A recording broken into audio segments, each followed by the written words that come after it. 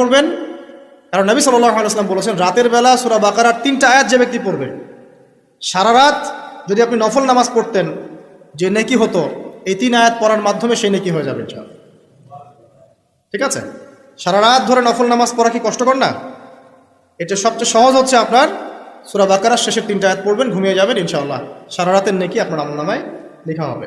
এগুলো শুধু বললেই হবে না আর শুনলেই হবে না, আমল করতে হবে কবে থেকে? ইনশাআল্লাহ আজকে থেকে। আল্লাহ পাক সবাইকে আমল করার তৌফিক দান করুন, আমিন।